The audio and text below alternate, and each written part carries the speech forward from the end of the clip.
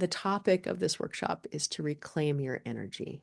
And how many of us in our lives are spending tons of energy and putting everything out there, and yet so little is coming back for us. So little do we find opportunity to take back in for ourselves.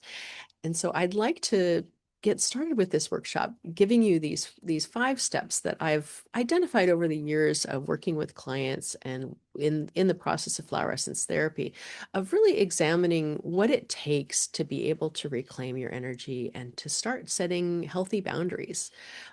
And that's the key to better emotional balance. I've been a flower essence practitioner for over 15 years, and I have worked with many, many women who struggle with anxiety, overwhelm, and burnout. And the process of working through essences can help them recover their energy and develop better self-care habits. Because so many of us put lots of energy out and not much energy comes back in. And it turns out when you're always filling other people's tanks, your tank gets really, really empty. So today we're going to be exploring this topic of energy boundaries and some possible origins for why you might struggle with this, while other people don't seem to have any trouble at all. And none of this is a matter of a weakness of character. It's a survival strategy that may no longer serve you well. Flower essences are a really powerful ally for you, and they help you feel clear and grounded and strong in yourself as you more skillfully negotiate in life and relationships. So, one of the first things that a lot of times people come with is they're just absolutely exhausted. There is this level of connection between exhaustion, people pleasing, and anxiety.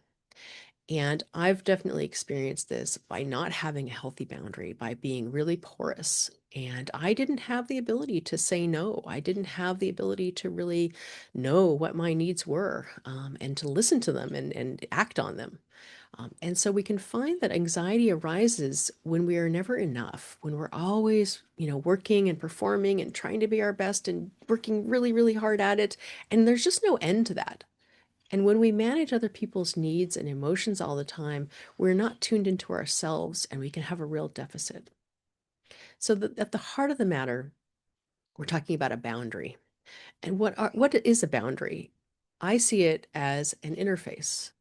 It's a membrane. It's something that needs to open and close responsively. This is the membrane that makes you you and also helps you determine where you stop and somebody else begins. And so when you don't have a clear edge, when you don't really know where you start and stop, other people can't see that either. And so there's this question of why do some people have healthy boundaries and some don't?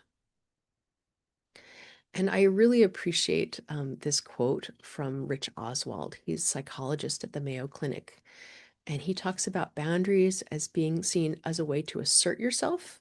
And that's true, but that's only part of the picture. He says, those of us who never learned how to set a boundary or who had repeated boundary violations through our life regularly experience anxiety and stress. Isn't that, I mean, to me, this was an eye opener. Like, oh, there is the connecting line. And so we're going to be working with some techniques and some flower essences, or well, concepts and flower essences that will help you figure out where you can start this work of setting really healthy boundaries. So I'm definitely coming at this from a personal experience. I was raised in an environment where I wasn't allowed to have a boundary. I wasn't allowed to say no. I was raised in a fundamentalist doomsday cult, and compliance was 100% of the deal. From an extremely early age, certainly before I'm aware of it, corporal punishment was used to make children obedient. And that obedience was required 100%. You were not allowed to say no to anything. And so I never had a sense of a no. I never had a sense of my physical boundary because I wasn't allowed to have one.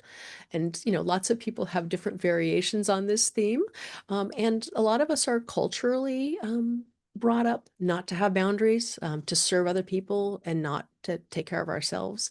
So I'm definitely coming from a place of not having boundaries and having to learn how to install them later on. And you can do that. This is learnable. This is something that you can work with, and flower essences are so good at helping us with this. And so, what do boundaries actually look like in real life? What shows up? Nedra Glover Tawwab has a really good book called Set Boundaries, Find Peace that I recommend. She's a therapist and a social worker, and she has a really good quote here about mental health issues such as anxiety being prompted by neurological response to stress. How do a lot of us feel all the time? Stressed. And so anxiety comes along with that. And she says, as a therapist, I observe poor self care, feelings of being overwhelmed, resentment, avoidance, and other mental health presentations as common presentations of boundary issues.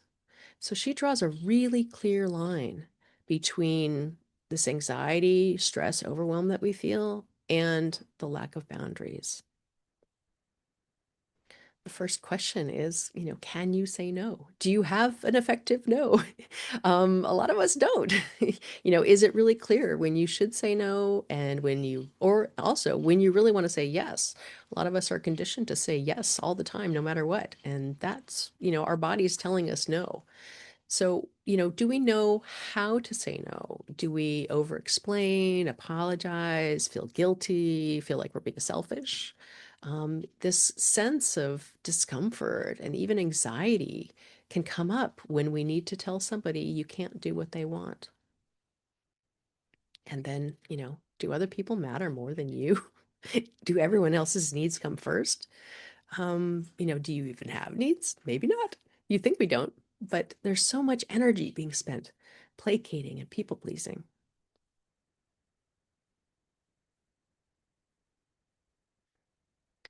So I'd like to share these 5 steps that I've identified. And, they're more phases than steps, perhaps. But there are phases. You can't just, at least in my experience and what I've seen, you can't just start out by setting boundaries. That's something that you might be coached into doing, or somebody might tell you you just need to set a boundary. And yet, what I find is that when you do that from the place of somebody telling you what to do, or being coached into it, you can maybe do it once, but it doesn't hold because it's not really arising out of a strength in yourself.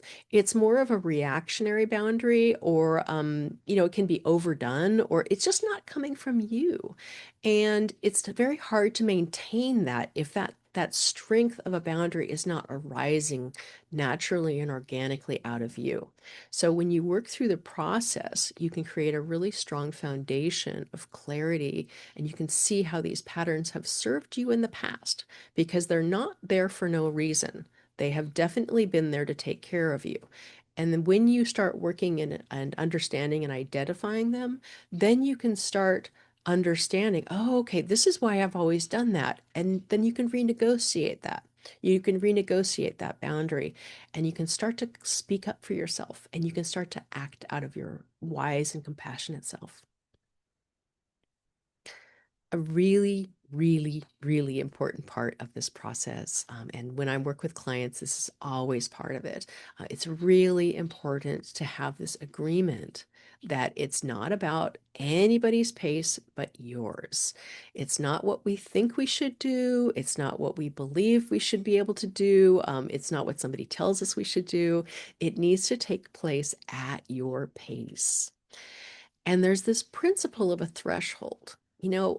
Doing inner work is not always comfortable, but it shouldn't be terrifying. We want to find that, edge and stay underneath it and discover where it is. We don't run away from it, but we kind of look at it. We're like, okay, where can we play with that edge? And where can we start to grow at that edge? And, recognizing that it's really important to have this sense of safety with the process.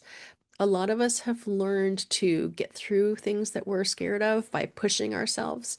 And we tend to leave our bodies when we do that. And this is a really embodied process. you really need to be strong in yourself in order to set a really healthy boundary and reclaim your own energy, reclaim your edges, reclaim where you stand. Um, and also to recognize that if resistance arises, it's really important. We don't want to break resistance. We don't want to blow through resistance because it's there for a purpose.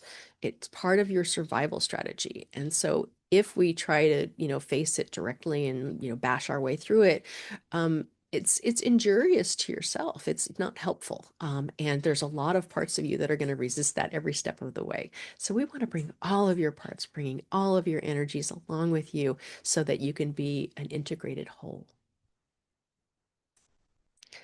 And so this is the plan. These are the steps. The first step is to stabilize and strengthen. Then we create space and clarity. We look to identify patterns and belief structures, and then develop courage to change. And part of this process is learning how to communicate boundaries, learning how to speak to others, how to negotiate, how to work with others. And then I'm cheating here a little bit. The sixth step is to practice because it is a practice. And so these are I'll be walking you through a few really key essences for each step.